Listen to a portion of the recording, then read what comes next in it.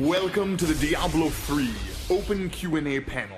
Here to answer your questions are Jay Wilson, Kevin Martins, Christian Leitner, Jason Regier, and Robert Breidenbecker.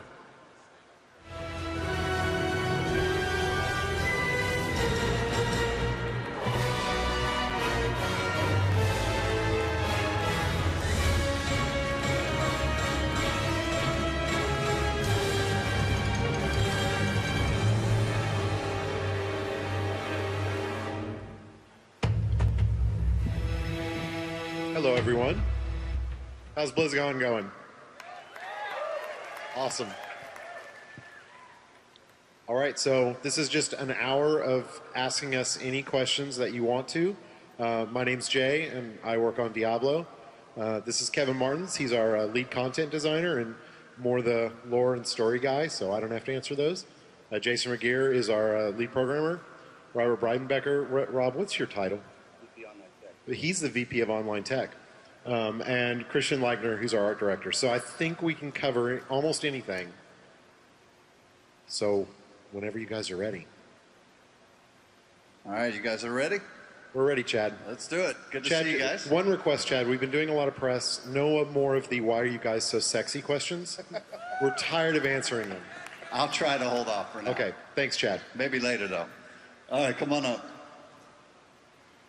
So yesterday during the panel you guys were talking about difficulty level, how normal mode is going to be really, really easy.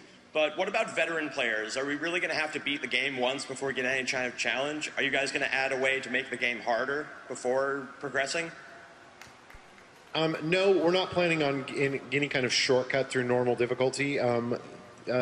Just like Diablo 2, normal difficulty will be fairly quick path. We're not too worried about people getting bored. It does get more challenging kind of later in even the first act and progressively throughout. So I wouldn't say that the entire of normal difficulty is not nearly as easy as the first hour or so. The first hour is really a tutorial. So what we really feel internally, what we've noticed with a lot of people playing, especially more serious players, is once they get through that first part really quick, and then they get into the rest of the normal difficulty, and they don't have any problems with getting bored or things like that, because it is challenging enough. I should also say that, the normal difficulty level, if you're a veteran, awesome Diablo player, this is your chance to enjoy the story, get familiar with the skills so that you can really kick ass with them in the next difficulty level. Thank you. Thank you. Come on up. How you doing? To me, there's three type of players in Blizzard games. There's hardcore, and then there's casual gamers, and then there's farmers. And with farmer being such a big industry, thanks to WoW, how do you guys plan on combating this? Because I know the farming industry is already looking at Diablo and going, how can we make some more money? Well, we don't really see that it's as big an issue for Diablo as it is for WoW. The most important thing to remember about Diablo is it's not a persistent world. So the reason that farming feels so bad in World of Warcraft is because the farmers are in your world, they're taking your quest mobs, they're taking your drops, they're interfering with your experience. But in Diablo, they can go off into their own server, into their own world, in their own instance, and farm to their heart's content, and it doesn't affect you at all. So that's really the big issue in terms of, the downside of farmers is really their impact on the world more than anything else. So we don't feel it's going to be a big problem in Diablo. Thank you. Come on up. With the release of Diablo 3, I was wondering what the chat gem's going to do. I'm sorry, can you repeat? Please? What's the chat gem do? What is the chat gem? Kevin, you want to take that? I still didn't understand the question. What? What's the chat gem do? It fulfills all your dreams.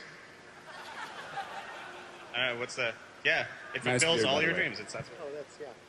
All right. Thank you. All right. All right. You guys made the followers more viable for endgame content, because the feedback wanted it.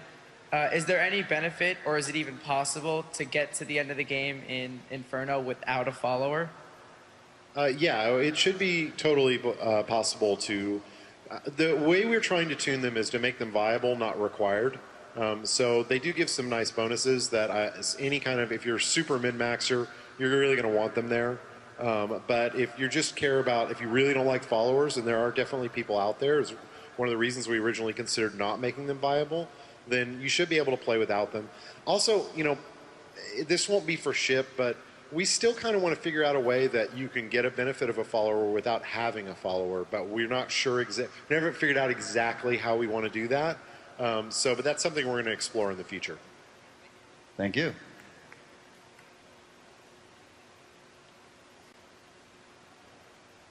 All right. Straight up question: is Diablo a girl?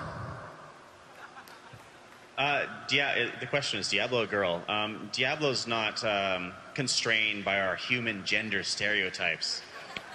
She's a demon. So no, the fact is, Diablo can take multiple forms, and we have never seen the true form of Diablo yet. So Diablo has many surprises in store for us. That was good. All right.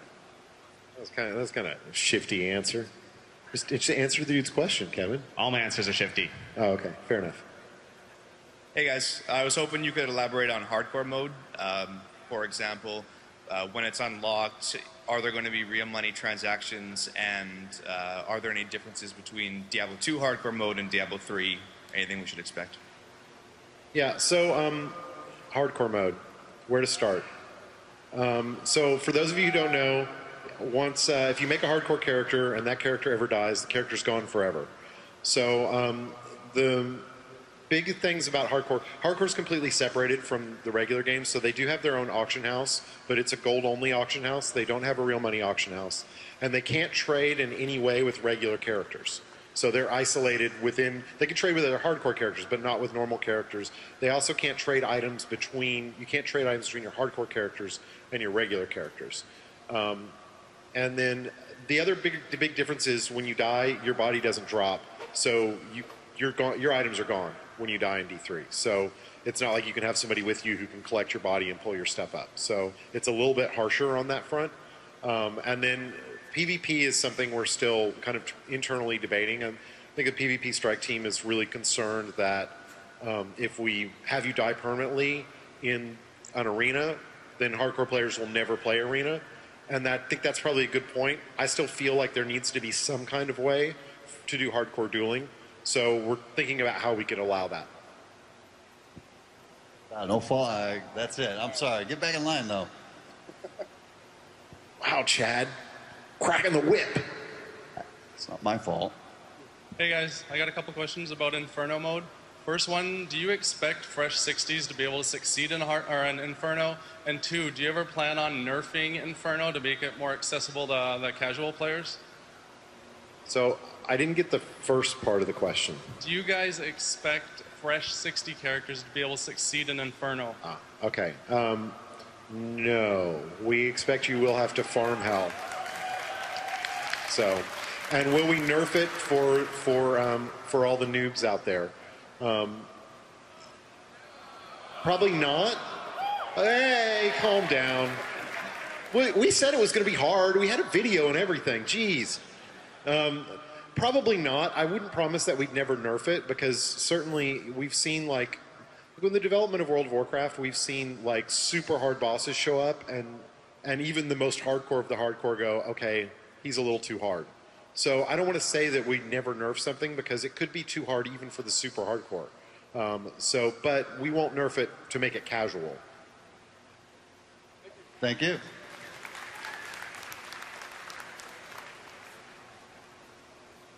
Hi. This might be a stupid question, but I was in Diablo 1 and 2. There was a considerable amount of fog of war.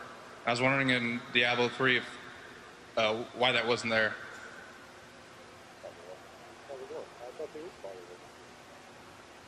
Oh, I guess there's not as much. There is fog of war in Diablo 3. Yeah. We did take fog of war out of your hub town, so like New Tristram has no fog of war, so you can easily find all the stores and stuff. But unless we're misunderstanding you, there is fog of war everywhere else. I mean, we changed the reveal distances. They may not be consistent with Diablo 2. Yeah. Or do you mean the light radius? Yeah. Around the light radius. Okay. Yeah, I guess.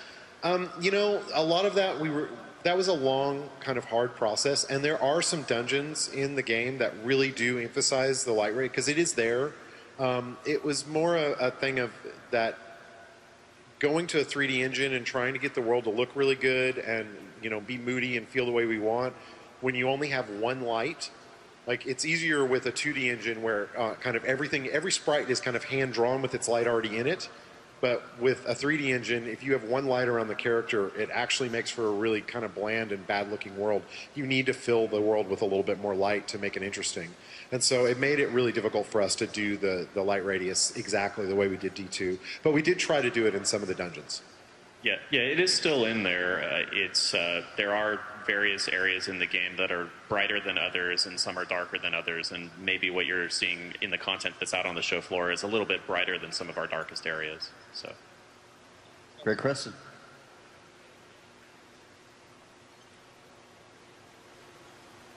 Hi. With respect to randomization in dungeons, there are some areas in Diablo 2 that can be frustratingly convoluted. And I was wondering, like, why would you make a jail like that, or the catacombs? Are you guys toning that down a little in Diablo 3? So, Kevin, I think the question is, are we going to not do crappy design? To you.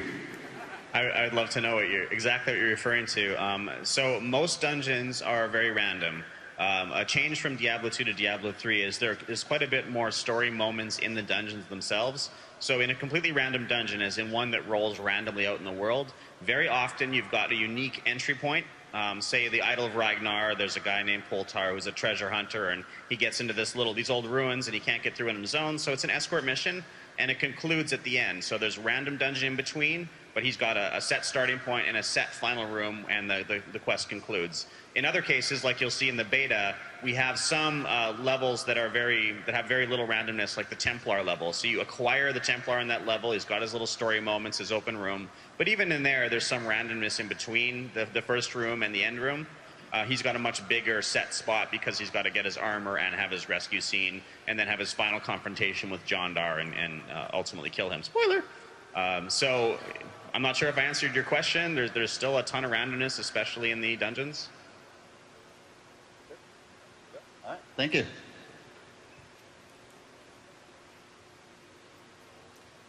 Hi.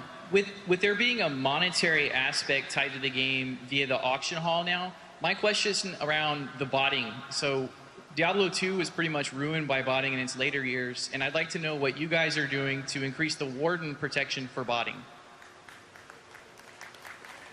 That's all you, baby. Okay, so the question is basically, what are we going to do about bots? So number one, I mean, as Jay was talking about a little bit earlier, yeah, there's no question from a warden standpoint, that's an investment that we've spent the past 10 years on. We're going to continue to do that. We've actually been sort of insidiously, trying to figure out how it is that people are going through and re-engineering some of our systems or better understanding them. We have some inherent protections given the nature of Diablo's gameplay, in that it does render the bots a little less effective, but it still makes it where an individual can go through and they can just grind for 24 hours at a time. So we're going to be monitoring that. We're going to be policing it really well and making sure that we maintain the consistency of the gameplay. So I want to follow up on that too, because one of the things that I know is really annoying in Diablo 2 is the people who would jump into games and broadcast and jump out, and that's something we'll be looking at as well. It's actually a little tougher to do in our setup than it would be than it was in Diablo 2, just inherently in how we kind of designed how you jump in and out of games. But we're definitely going to look to any kind of like spamming or things like that. We'll look to try and stop as well. Awesome, thank you.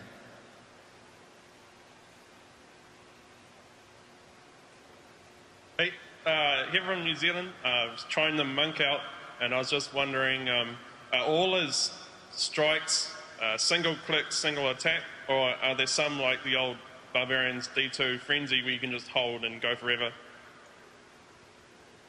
Well, a lot of the abilities, yeah, you can hold down, and some you can't. But most of the time, you can just kind of right-click drive with a particular ability if you want. We've tried to design the combat so that there's really the most optimal way to play is never with just one ability, just held. that it's always, you're going to be better if you can swap in at least a follow-up, like a big hit that's controlled by either cooldown or resource or something like that. Because we find it's a little bit more fun when you're using a couple of abilities together. But yeah, you can do the same control scheme as Diablo 2. Great question. Thanks for coming.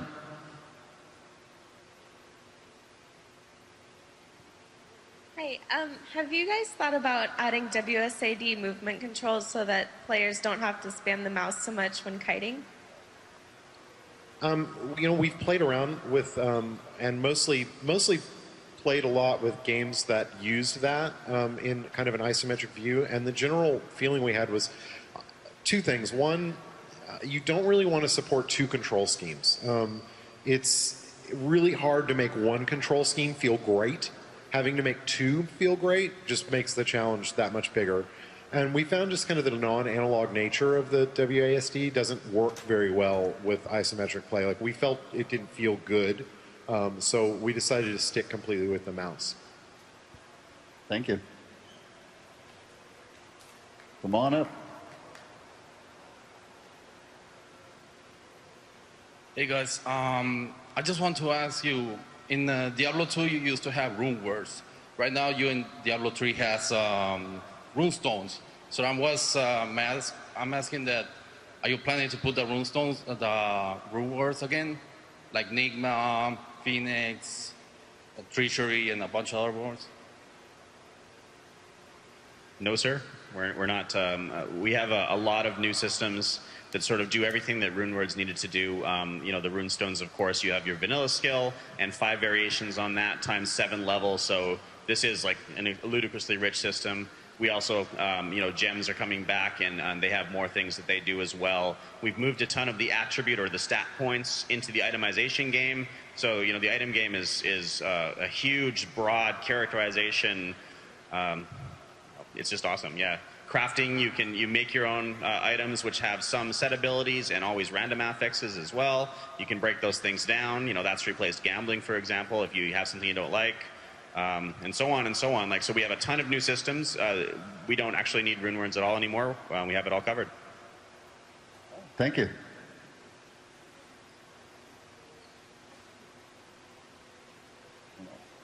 Hey, I wanted to ask, let me look at it. All right, you guys keep teasing us about console version of the game. Is it coming out on console or not? Okay, we haven't officially announced anything. So there's my dodgy part of the answer. So I don't think we've been actually very shy about that. We've hired people. We have a console team working internally. So we want to make a console version. I think that's pretty obvious. And, we're hiring right now to try and fill out that team. But we haven't announced it because we don't want to announce something until we're sure. Until we have a game that we can show to people, we don't like to announce things. And we've really only kind of been as upfront as we have because we've been trying to hire people, and it's really hard to hire people when they don't know what they're going to work on. But yeah, we'd really like it to be on console. We think it can work there. We've done a lot of experimentation with the controls. But the most important thing for us is if it goes onto console, it does not compromise the PC game in any way. And it feels like it was built for the console. It doesn't feel like a compromised product on either platform. It was like we built it from scratch for that platform. And if we can't do that, we won't do it. Yeah. He's happy. Thank you. Hey, this question is about runes. There's 5 runes, 7 ranks. And one way of doing it was you have a Crimson rune and say, I want to throw in a Blizzard. And say, I changed my mind, I don't want to use Meteor. I take that Crimson rune out, put it in Meteor instead. And then you changed your minds to where it was locked into one skill. And that created a situation where now you have up to like 5,000 different runes that could be traded or found on the auction house, whatever. Because now you have a rank 1 for each class, for each rune type. And you said a couple months ago in a press interview that creates a huge inventory problem. and I was just curious what you were finalizing on that. So the short answer is we don't know. We're still playing with that system. You know, I talked about that a few months ago, just because, you know, I thought it'd be fun to kind of throw out there, hey, here's a system in flux, and here's what we're trying to do to fix it. And the system we put in has some good things about it. You know, the new ones with all the attunement and things like that, and it has some bad things, the inventory being one of them. And it's definitely a problem we feel we need to fix, but I don't want to speculate on what we're going to do to fix it because we don't exactly know yet. But a lot of the times you got to play with these systems for a while and really understand what all the good about the change you made is, so you can figure out how to make it even better. So we are still working on it. It's actually probably the only system that we have that is still in flux in terms of design. Everything else is really pretty solid and just being tuned and polished. But that one, we still feel like it needs something. No, back in line though. We'll get you. Be gentle. Nice hammer. Thanks. So back in D2, I pretty much perfected the Teeth Necromancer build, in which I just spammed every point in the teeth. I felt it synergized really well with my character. I was wondering if D3 is going to have any kind of spell equivalent to Teeth. A spell equivalent to Teeth? Like a similar spell does the same thing, just a radius of some kind of... Yeah, we've got several spells, I would say. I don't know that we have one that I can think of off the top of my head that's exactly like Teeth. But we definitely have some skills that are, you know, multiple splitting projectiles with a little bit of kind of randomization. There's like, with rune variations, there's like 700 skills per class. So my guess is we actually probably do have one that's exactly like Teeth, and that's not the class that I'm playing right now. So, but yeah, definitely. You should see something that's similar enough. Thank you.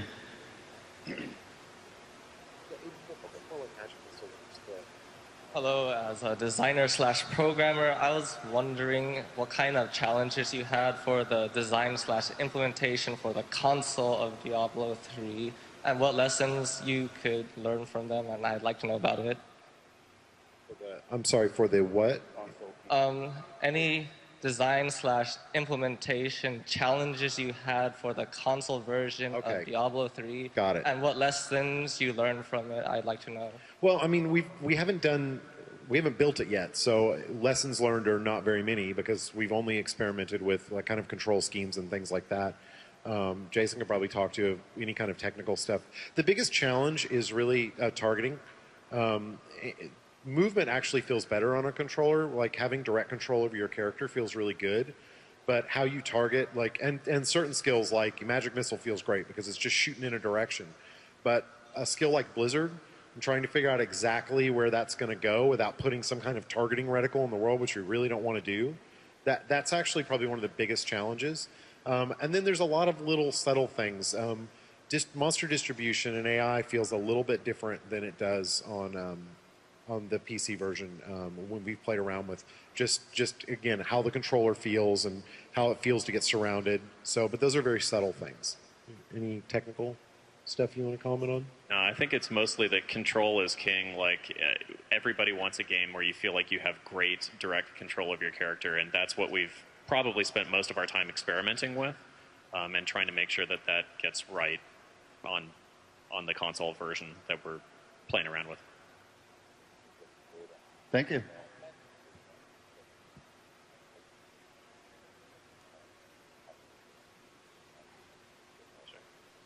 Oh, hey guys. So I think I speak for everyone here when I ask, can we get some beta keys?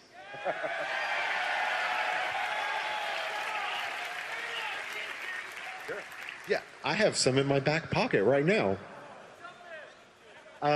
We're going to be releasing more beta keys very shortly.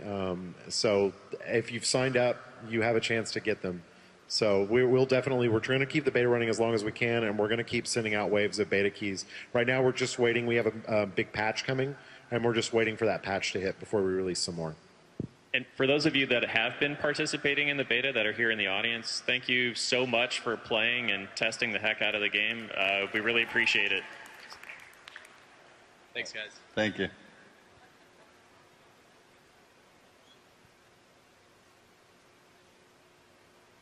Hi, I went to the sound panel yesterday, and they told me to come to you guys and ask you if you could make a level that would incorporate the sound effect of a pig playing a guitar. I got this one. And I was also wondering how many other secret areas you guys might have planned for the game. Okay, the pig playing a guitar. This is the third time someone has asked me this question now, and I'd love to know what the sound guys were thinking when they came up with that one. So, hey, Christian, can we get the animation of a pig playing guitar? We'll get right on that. Yeah, I'm going to think of a super grim storyline to how the pig came to the point in his life where he's got to play a guitar. That's going to be really dark. I see the technical problems with it. It won't be in at all. We'll see. What kind of guitar does a pig play? Like bluesy, maybe, or? Yeah, Delta Okay, blues for sure. cool. Yeah. Banjo. Oh, what was the other question? Oh, about other secret areas? Secret areas. Why do you guys always want to know things that spoil the game for you? Why do you always ask those questions? Do we have secret areas? Yes. What are they? They're secret. It's a secret. Thank you.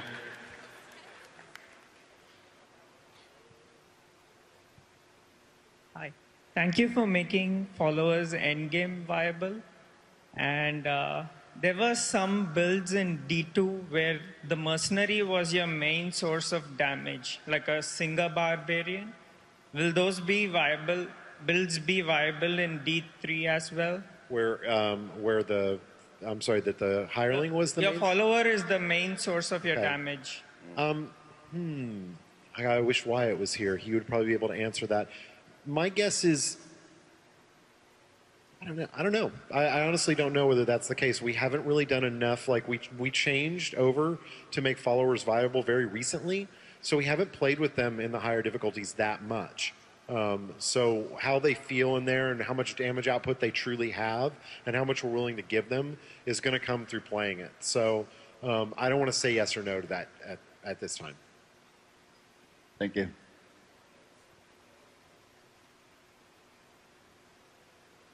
Hey guys. So I know how you said in an Inferno the level cap for the characters is at 60, but the monsters is going to be 61 and higher, so that the monsters are always tough. It's always a challenge.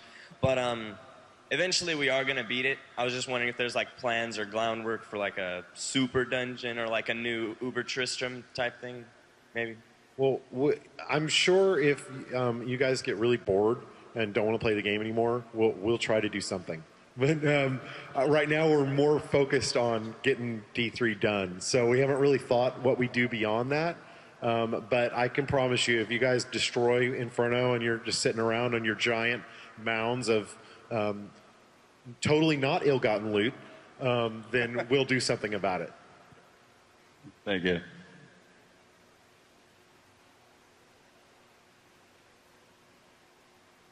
Hello.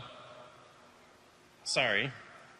Yesterday you said that you revealed the cast speed for wizards are going to be related to weapon speed, and arcane power regenerates at a static rate. So let's say when you run out of arcane power, you only can cast one meteor every 4.8 seconds. What are you doing to incentivize having faster weapons for spells like that? For spells, the faster weapons really affect the academic. I think they call them academic now. Basically, the academic spells. So we have for every class. One of the things that we've learned about the combat model is you have to have something to do at all times. We can't really have a scenario where you completely run out of resource and you just stand around waiting for it to come back. You need some kind of response. In Diablo 2, you had mana potions. We didn't want to do mana potions, so we needed to make sure every class had their own kind of unique response. For the wizard, it's you almost always want an academic spell because they're free. So you can cast those as much as you want, and the attack speed is very much affected by your weapon. But some skills like Meteor, where you don't cast them very often, they do benefit from a higher damage weapon, and that's okay, because that's the kind of build that you would want with that particular skill. Whereas another skill that uses a lot of arcane power, like Disintegrate, has a much more kind of straight, constant beam that go out. It's not like one blast every few seconds. It's it's constant. So it's affected a lot by weapon speed. So it really just depends upon your build. So if you've got a lot of abilities that have more of a constant or faster attack rate, then you want faster weapons. If you've got kind of big bomb abilities, you want bigger weapons. Makes sense? Thank you. All right.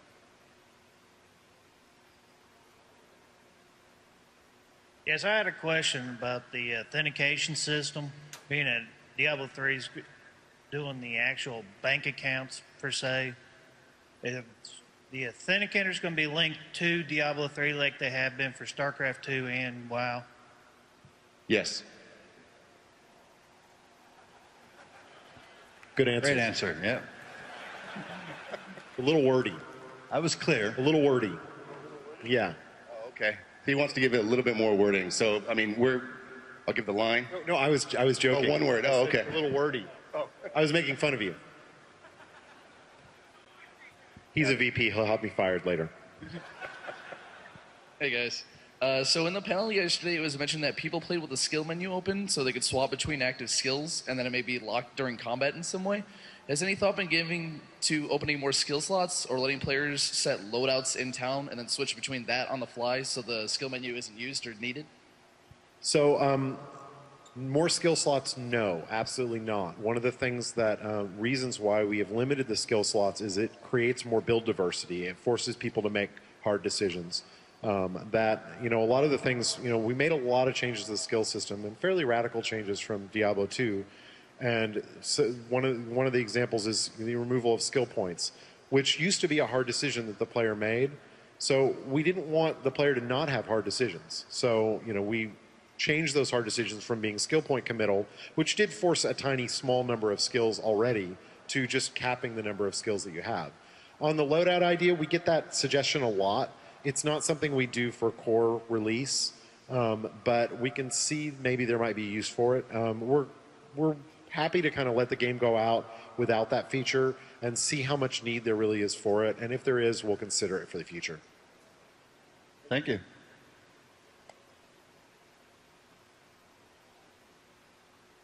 Hey guys. All right. During the character design process, were there any characters you might have taken out of the game or rolled into any currently existing characters in D3? Yeah, so there's a lot of iteration that we do when we do the character designs and even the class design. So there's definitely a lot of versions or a lot of sort of small ideas we had that we really loved. And we're sort of saving those for later. It's a very collaborative process, so the entire team gets involved, and we really sort of shoot ideas back and forth. So there's definitely a lot of stuff that we sort of get out of that. And some of it is too awesome not to use at some point. So we definitely have that, yeah. Thank you.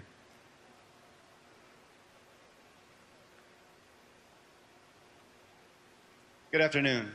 With the implementation of using PayPal to buy items, I am curious what effects you think that might have, if any, on the PvP side. Say I'm going to a team deathmatch and I'm matched up against somebody that spent like $100 on his character. Is there any system in place to affect that or help that kind of imbalance?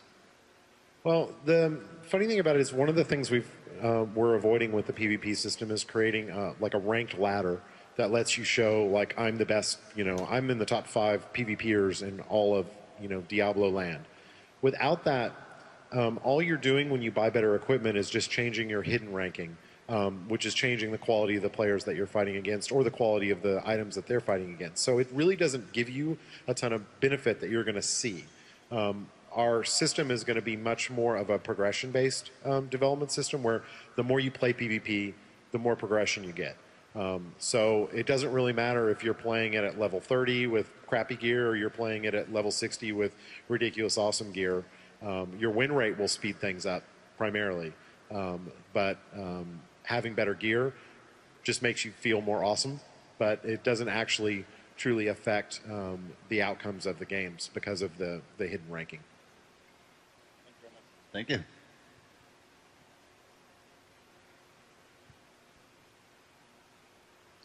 Good afternoon, guys. My question is about a pretty hot topic on the forums.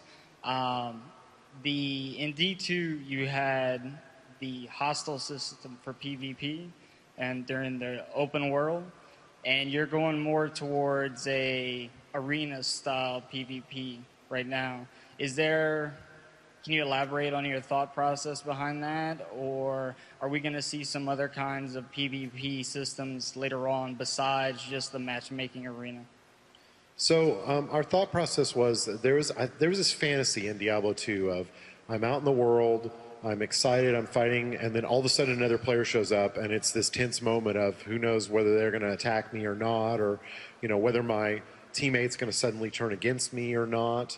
And the truth is that those things happen in isolated incidents when Diablo 2 first came out. And then pretty much the vast majority of PvP encounters either were I got ganked by somebody who town portaled back to town and went hostile while a frozen orb was still in the air. Not awesome. Or I just put a password on my game because I never want to be ganked. So the fantasy of that hostile encounter, it never happened. And all it did was really make people not want to play together. And so we took a stance on Diablo 3 that we will never do harm to the co-op game. We'll never do anything that will make people not want to play together. And also, we kind of looked at it too as that really wasn't a great PvP system. It was kind of turning on a bit, but not really truly supporting PvP. So we wanted to focus a lot more on a dedicated mode that would allow those players who really want to play PvP to do it with some actual support, with a progression system and arenas built for it, and UI and all the great things that you'll get from PvP modes. So, and in the future, we will consider doing more PvP modes as well. And like I mentioned earlier today, I would love to have. Right now, we don't have like a way to duel, and so that's something I think we'd really like to add. Thank you. Hi, I'm Andrew from Australia. On behalf of all the Australian players, I just wanted to know if you guys are planning to introduce either an offline or a LAN play option, or alternatively actually bring some proper oceanic servers up so the rest of the world doesn't hate playing with us because of our latency. Yeah, that's a good question. It's difficult for us because basically what we're trying to do is we're trying to consolidate the number of different data centers and servers around the world so that there's actually more people that are able to play against one another. But we are trying to address some of the inherent challenges with the oceanic realms. We introduced the ability to play in Southeast Asia or in North America so that you have that capability with StarCraft 2.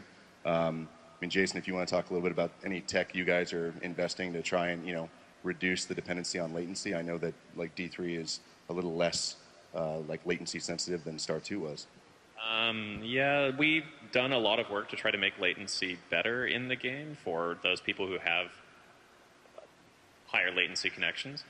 But yeah, I don't have any more than that. Yeah, the other thing we've done is in the ISPs down there, we've actually been working with them to try to find better routes back to where our data centers are at, because we know that our Australia, New Zealand player base is huge, and one of these days we may decide to put a data center down there. Right now, we're not planning to, though. Thank you.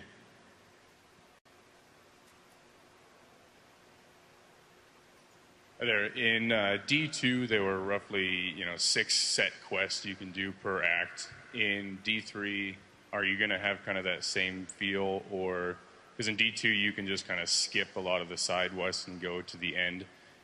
Is there going to be any more incentive to maybe do some side quests in D3? So I can answer the first part there, that we don't have a set number of quests per act. It's more of a natural flow for each act and story according to what makes sense for the story. It's not as it doesn't have as much of a pattern as D2 did. To encourage people to do subquests, a lot of the rewards, the good item drops or the rares, etc., are out there in the world on the random events or random dungeons. Likewise, the way that we've designed many of the quest objectives, some of them are fairly linear and have a strong story moment, but a lot of them have a strong exploration component. And as you're out there, looking for, let's say, a staff to, make something up randomly, you're going to find a bunch of other events and quests on there. And we try to develop that in such a way that there's no reason for you to not go ahead and do those. And in fact, it's going to be good for you on your way to finding that staff. Thank you.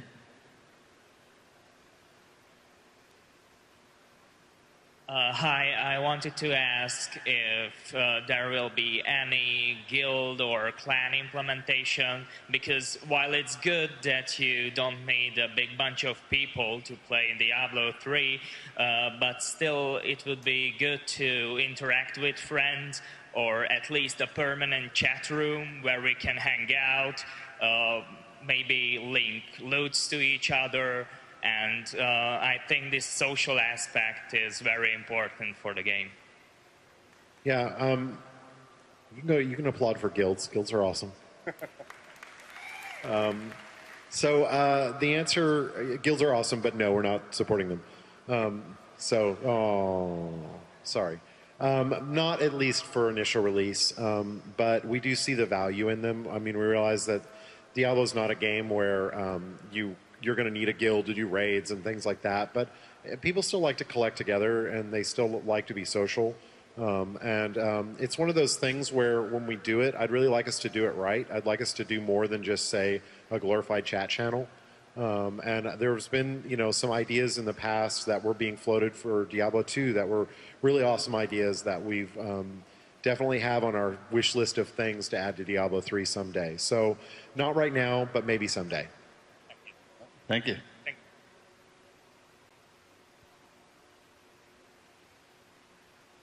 Hi. So in Diablo 2, pull up my question.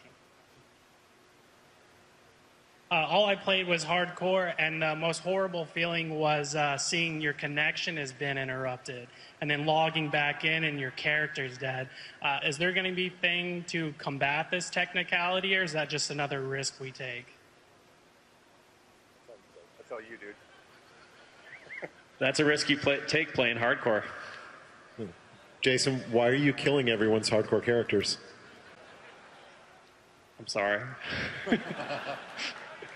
Yeah, I mean, that is part of the risk. I mean, the funny thing about hardcore is that it's one of those things where, when you play D2, you really wanted to play your hardcore character online so that you can show that it was real. So it's not even a thing where, people back then played it offline. It's one of those risks of, our goal is to make sure that our connection is as fluid as possible, that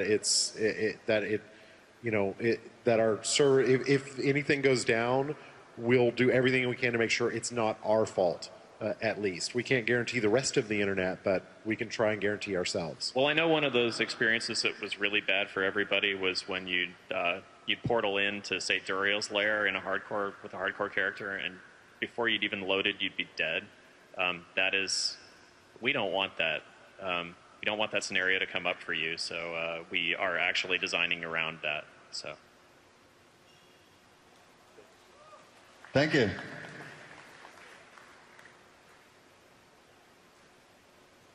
Hey, my question is about the real money auction house. You said in Diablo 2 that you said there were shady dealer third-party red sites, but you didn't really say if you were for or against them. I'm thinking about if you have the real money auction house and you have like a firm, like someone making a company just specializing in farming items and selling them on the real money auction house and thus like earning their actual keep. If you're for it or against that, what's your stance on it? Well, I think by calling them shady, we did take a stance on that, and how we feel about it. For us, it's all about the player experience and how good an experience the player is going to have. Going up to a website, you had to leave the game already. That's a bad experience. You might not get the item you want.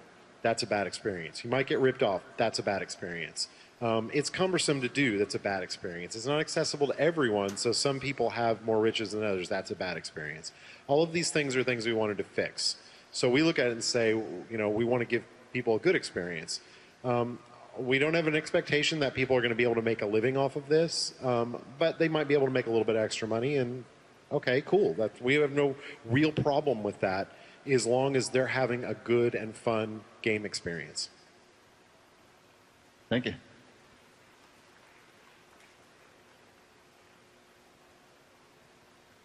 So my question was about the scaling of AI and mechanics on bosses throughout the difficulties. So the Skeleton King does some sweeping strikes, but it's in one direction. He summons some skeletons. Maybe in Hell he summons skeletons that summon more skeletons, and you have to kill the hive. Or he does even more mechanics that make the whole fight extremely difficult.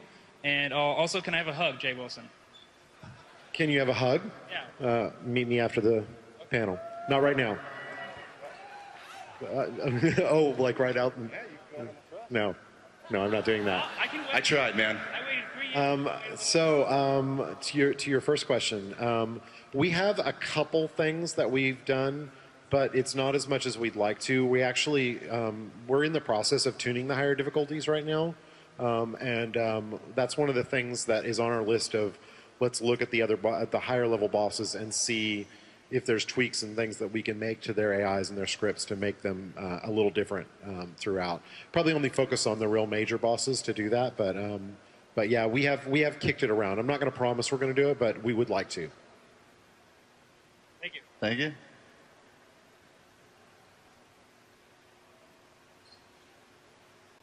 Hey guys, how you doing?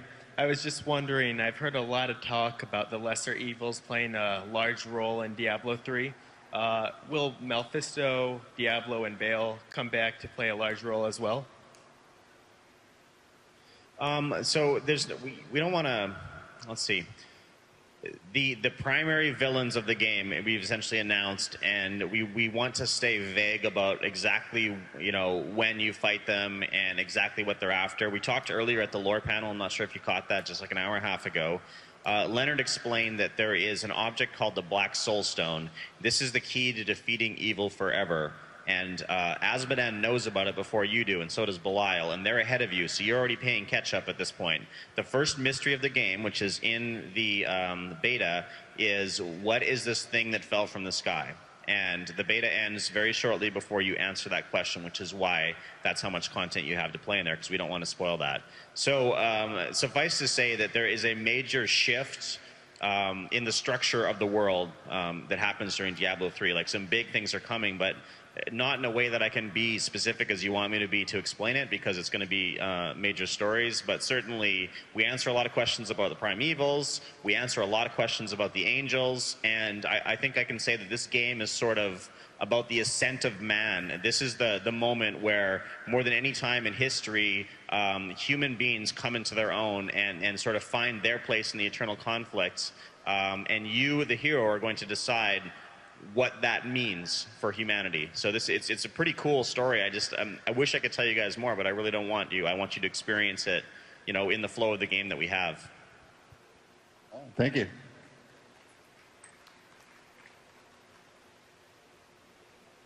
Hello. Where am I? There I am. First of all, the pig plays classic rock. Okay. Oh, of course. And suggestion for the hardcore PvP.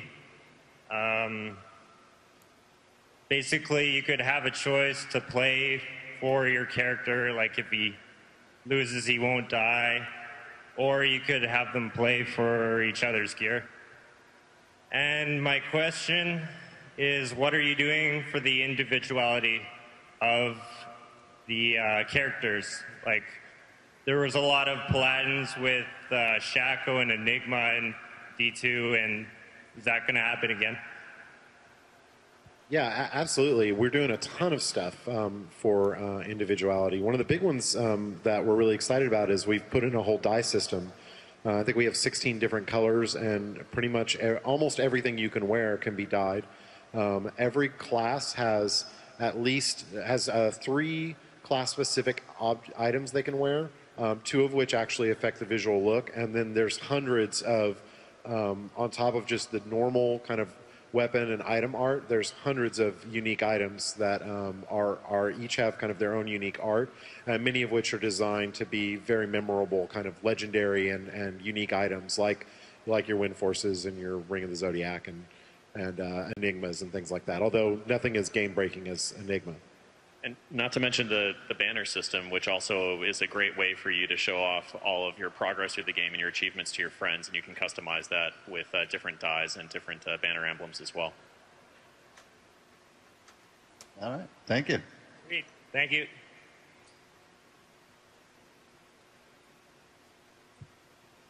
I actually have a question and a follow-up question. The first question is the PvP system in Diablo 3. I started Diablo 2 back in around 2000. The last 3 years, or the last 6, 7 years of my Diablo 2 career were leading a major PvP clan on East. And the arena is just, it's kind of similar to the 09 PvP without the enigmas and the 16, 17, 18 different viable PvP builds for characters. Are you planning on releasing anything like Enigma or the synergy system that actually allowed the many different PvP balances that Diablo 2 had? Well, I guess I'm not sure I completely understand the question, but I guess my answer would be, if you're looking at the PvP here and thinking, going into PvP, I go in with these pre-made locked builds, that's not how it works. Like, we have to put builds into the game here so that people don't spend, 30 minutes. They're 30 minutes basically just building a character. So we just kind of give you a pre-built build. But when you take a character into PvP in Diablo 3, it's your single-player character. So it has all the build options, and we have calculated it somewhere in the area of 2.8 trillion different builds. So there's definitely a massive number of potential ways you can build characters. And then you take on top of that, since it's team-based game, the combination of different characters and then the combinations of their abilities with one another create an enormous number of variations. So I think that is an answer to your question. The second question was, the PvP arena is, I know where you do the PvP, but are you going to allow any kind of dueling outside of the arena where there's big open fields? Well, like I said earlier, we don't have a way to do that now, and we're not going to allow people to go hostile within the core game, but I would like people to be able to do kind of free-form dueling, and whether we can get that in for ship or not, we're not sure at this time, but it's definitely something we want to do. Thank you.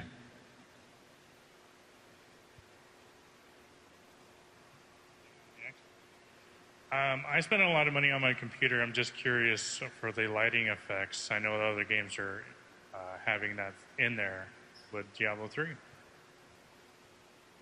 I'm sorry, I missed the last. Can you repeat the question? Such as alien effects for lighting for computers. Is there going to be a type of support for that?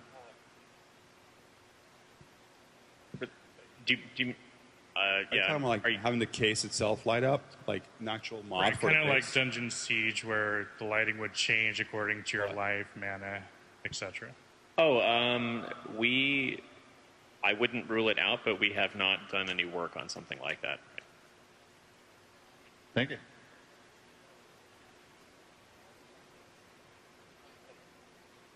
As we move through normal through Inferno, will the randomized dungeons be getting larger in size?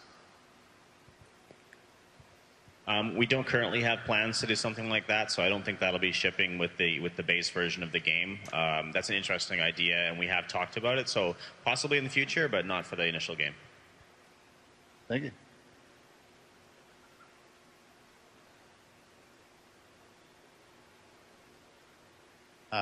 Hi, I just wanted to say that I came up from Guam, and this is my first Blizzcon, and it's awesome.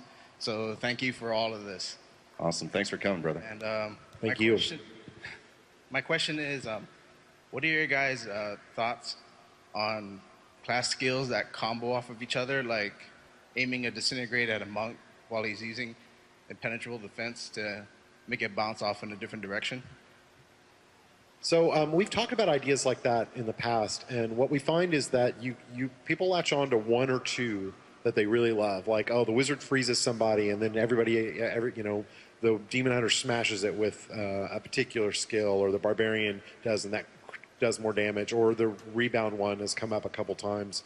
And then when you sit down and go, okay, let's do this across all the classes and all the skills, such that in a way that it won't force people to have to take certain builds. We don't ever want a case where a barbarian enters and goes, oh, you're a wizard and you don't have Frost Nova. Okay, I don't want to play with you because I won't be able to do more damage.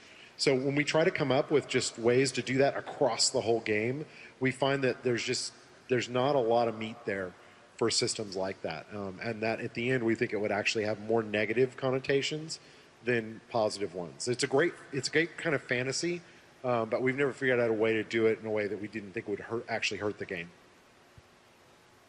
Thank you. Thank you.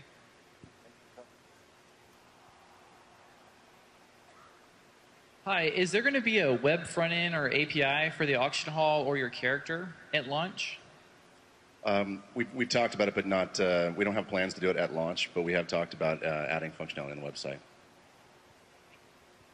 Thank you.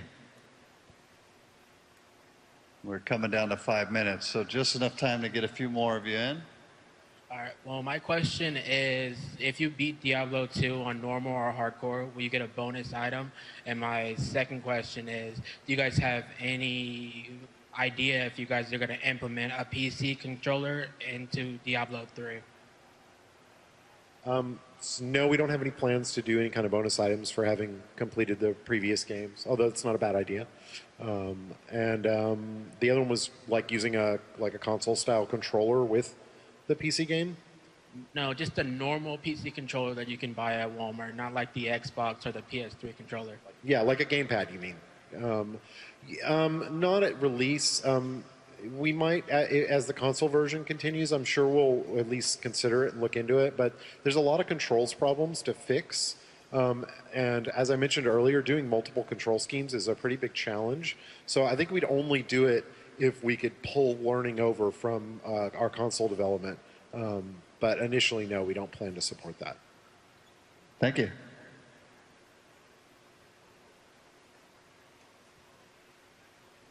Hey, my question is actually a fairly simple one, but one that kind of worries me because I haven't heard any official word on it, and it could be particularly detrimental to the new experimental builds, or the more experimental builds that you guys want to take with classes.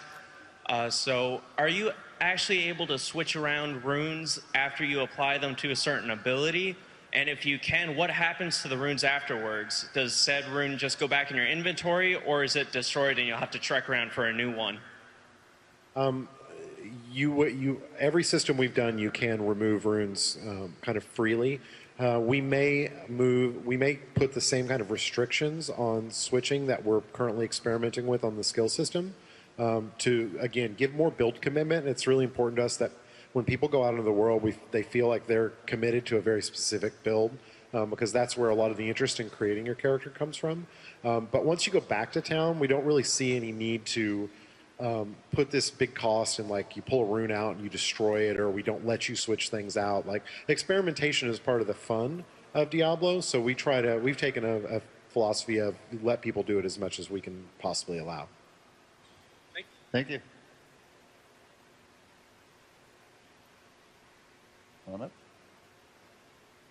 Hi, I was wondering if for the players who are buying the 12 months of WoW and they get the D3 for free, is there going to be an option for them to get the collector's edition as well, or have you discussed this? Awesome. That's a great question. We totally talked about it. We know that there's a lot of people that they're basically going to want the collector's edition specifically, so absolutely. In fact, what's going to happen is if you buy the collector's edition, it's going to count as a credit towards that 12 months purchase. Wow, great question. We okay for one more? Well done, Rob. Thank you. That's a good one to end it on. I think I'm being told we can do one more. So Yeah. In WoW, there's always like a top tier of gear. In Diablo, how many options are people going to have once they reach like the very end game content as far as gear goes? Well, it's hard to give a specific number because our gear is randomly generated. So in Inferno, there's 3 kind of tiers of gear, and there definitely is like a best-in-class tier But even a tier down, if you get the right rolls, can be as good or better than the tier up. So it kind of depends upon how the item rolls and what kind of, and what specifically you're looking for. And while a lot of the times, if you're a particular class, there's usually not a lot of variation in the kind of stats that you're looking for. It only really varies by the kind of activities you're doing. Whereas in Diablo, depending on how you build your character and what skills you choose and what your playstyle is, there's a really much broader array of items that you can possibly be interested in. So you could pick up an item that for somebody else is one of the best items in the game, but for you is, even though it's something you could wear and has good stats, you're not interested because maybe you're not interested in a crit gear or whatever particular affixes are there. Okay, thank you. Gentlemen, thank you very much. Everybody give them a round of applause.